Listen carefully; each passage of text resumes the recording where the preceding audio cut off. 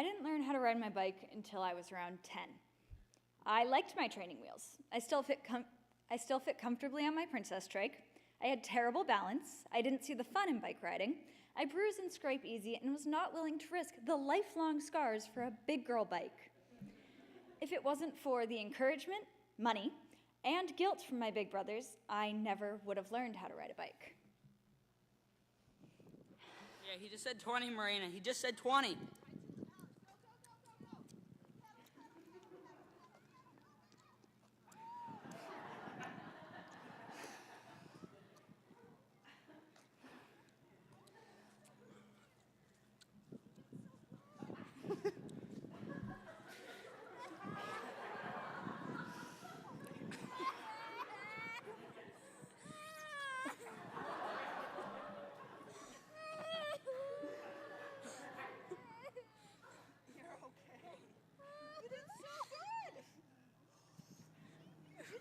Doing all the way around the whole thing. What happened? Are you okay?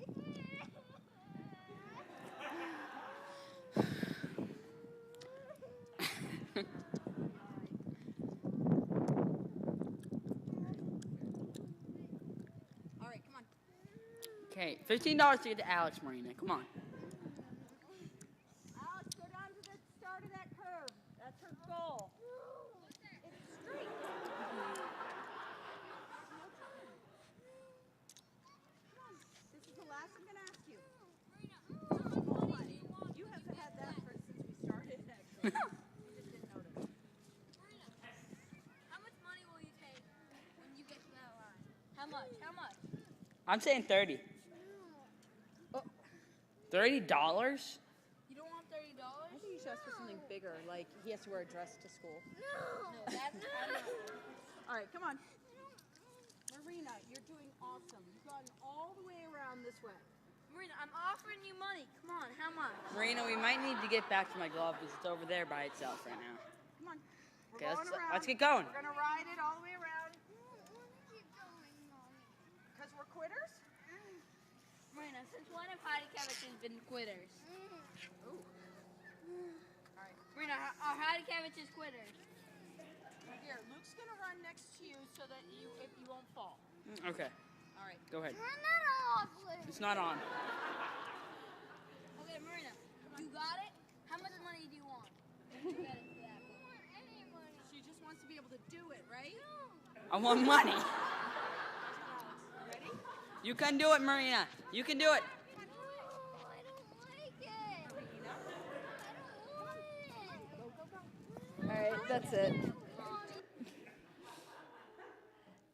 There's about 7 minutes of that video in case anyone wants to see it.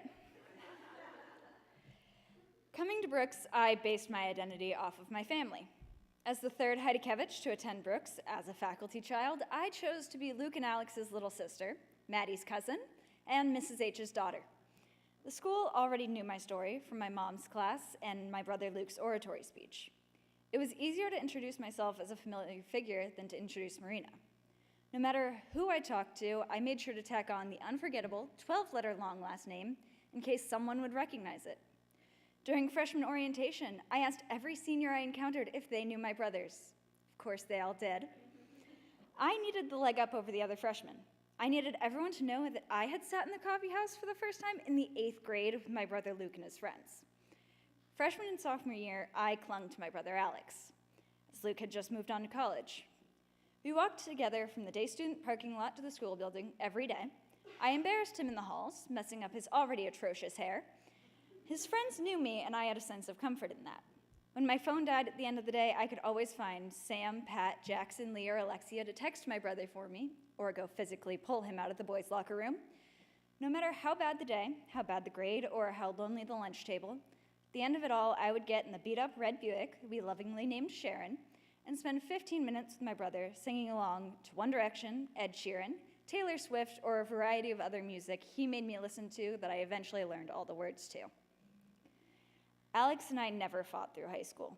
We became a symbiotic pair as we grew past the silly bickering that characterized our early childhood. I did his Spanish homework while he drove me to school, even though I did not take Spanish. He took me to the grocery store minutes before closing for ice cream. I was even there the first time he bought a scratch ticket. I don't know if Mom and Dad know about that. I viewed him more as a friend than a brother, so I never thought he was protective, especially compared to my oldest brother, Luke. That was until I began to talk to a boy in his grade. I was hurt when that boy suddenly lost interest in me. I was given no explanation and eventually gave up on ever finding love again. My playlists became characterized by breakup songs memorializing our week-long relationship. And months later, I was informed from one of my best friends and that boy's current girlfriend that he dumped me because Alex had cornered him after their math class to tell him to back off. As furious as I pretended to be, the knowledge that no matter what happened, someone had my back made me feel safe in a school that wasn't yet my own. As I look back at that, I greatly appreciate Alex for stepping into a situation that I was not yet mature enough to recognize as problematic. My sophomore year was a turn nobody really expected. Within the course of a few months, I lost all my best friends, my house was under construction, my cat died, my uncle passed away from a brain tumor, I missed finals review for his funeral, and I was diagnosed with an anxiety disorder. No speech could describe that year. No words can capture the feeling of learning that my uncle died and I had no friends to call for consolation. All stability in my life was gone. I was lost. My only consolation was my big brother. He let me have the window seat on the flight to the funeral, even though he had the assigned ticket. He never mentioned it when he saw me crying. He made me laugh about nothing rather than acknowledging the sadness either of us felt. I didn't know how bad things had gotten until mid-year finals of sophomore year. While Alex was celebrating finishing his final high school exam, I received my chem grade. Most Brooks students consider anything below an 80 to be a failing grade. When I say I failed, I am being literal. I received a 53 on Mr. Wagner's chem final. I am the best student in my family, despite what Luke may tell you, and a failing grade is so far below my usual score that my parents couldn't even yell at me. This was the sign to everyone that I had officially broken. Nights like those, where all I wanted was to cry alone in my room, were Alex's shining moments. He knows my poor emotional reactions better than anyone else. Therefore, he knows I would never want to talk about it. This was when he would yell my name from downstairs, several times. Pulling me out of my room, he would request we go either grocery shopping or to Marshall's. If there's one thing Alex and I love, it is food and remarkably inexpensive clothing. The 20-minute drive to the nearest grocery store was not one of tears or deep conversations. Instead, we would gossip. Nothing makes a 15-year-old girl feel better than listening to One Direction, screaming the words to Best Song Ever, dancing with my gangly big brother, and talking about all the people worse off than myself.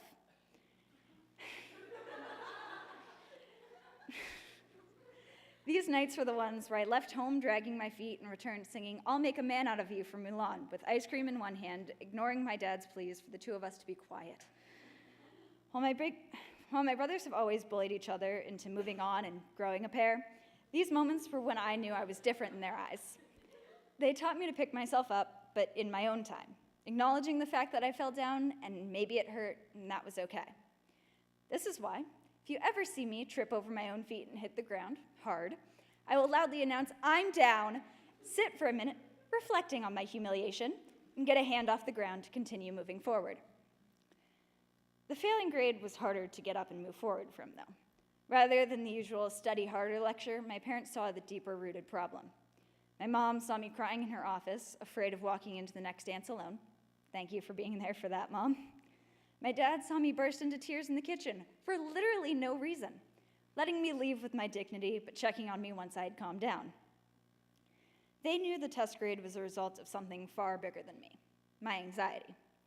This is when I was introduced to Courtney. Courtney has been my therapist since winter term of my sophomore year, and she is one of my favorite people in the world. Fortunately for me, and unfortunately for Alex, our free periods lined up, making him the only available person to drive me to therapy every Thursday afternoon. He had to pull the car around to the school building, knowing I could not make the walk up Main Street, and I would run out of Dusty's math class to the sound of the Frozen or Tangled soundtrack. We would talk about our days. He would give me bad advice. We would discuss the night's homework assignments, and Alex never mentioned where we were going. He would pull into the parking lot, drop me off about 5 to 7 minutes late, drive to get me the lunch he knew I hadn't eaten that day, and be back in time to pick me up and rush back to school for English. It was one of these Thursday afternoons when we both agreed that he would be my confirmation sponsor, as he was the best candidate to give me religious advice such as, "Don't take AP Calc, even though Mom thinks you can do it." Or, "I feel like I'm supposed to tell you to believe in yourself or something." And on our most recent phone call, "Don't skateboard in front of a moving cop car." I never know if I'll need this advice, but I'm grateful to receive it. Spring came along. I was participating in ComServe, and sophomore year was coming to a close. I had mended some relationships on the edge of Lake Kachikowick, let other relationships go entirely, spent a lot of time in therapy. I was taking enough Advil to numb the pain my body was in after my diagnosis of a connective tissue disorder. It was a rough year. I was in physical therapy. I participated in a musical with all of my friends where I'd successfully done a 6-minute-long kick line, and my big brother was about to graduate. The constant in my life was leaving, and I was terrified. After 2 years of high school, relying on Alex to cut any tension I encountered, I didn't know how to approach junior year. As he flew halfway across the country to the University of Minnesota, I listened to our car music in a new and unfamiliar bedroom. My first day of junior year was wrong. I walked down Main Street to class without my 15-minute drive to wake me up. I walked without the 6'2" gentle giant by my side. Many of my best friends had graduated, and I was lost. I'd created an identity that relied on my family, and I didn't know who to be without them around. I spent a lot of time home alone in the beginning of junior year, and it scared me. I missed the constant noise that once came from down the hall that I pretended annoyed me. I missed having someone else in the house awake at 3 a.m. to run into in the kitchen. I had just turned 16, and I had to discover my identity all over again. Junior year was the year I introduced Maryna to Brook School. I was no longer just Alex's little sister. I was the girl who talks too much about her cat, the girl playing out-of-tune ukulele in Room X, Jess's sidekicks, AMAT's most annoying advisee, the only person who actually read the books in Mr. Benson's class, Dusty's favorite, Griffith's most enthusiastic singer, Mr. Hale's hungriest student, as he mentioned in my comment, Will Coslow's counterpart, Show Stewart's comic relief, and Katie O'Brien's biggest fan. I met 3 ridiculous freshmen, Annie, Brianna, and Sydney, who taught me to embrace being loud and weird and crying in public. They taught me how to be responsible but also remain a child and find that balance. They became an inspiration to be unapologetically myself. Most notably to the Brooks community, I was Jess Cohen's best friend.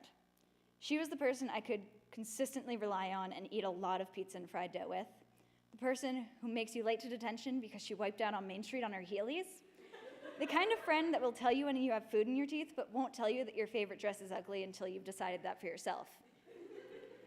I created my own community at Brooks. No longer afraid to be seen sitting alone, no longer afraid to scream to the world how great therapy is, no longer afraid to sing badly and laugh loudly. Now, after 4 years, Brooks finally knows my version of who I am and how I got here. And it's time for me to leave. I am going to pick myself up again and fly to Chicago, where nobody knows my name. Hajdukiewicz is familiar to the people here. Anyone who has taken my mom's class even knows how to spell it. But in a school of 11,000, very few people will know my name. I will not have a big brother to corner the boys who aren't right for me. I will have nobody to walk me to class or drive me home. I'm going to need to find my own ride to therapy, as well as a new therapist. Because of his guidance, I have no fear for this future. After years of his teaching, I learned to be more like Alex, loud, goofy, overconfident, and caring beyond expectations.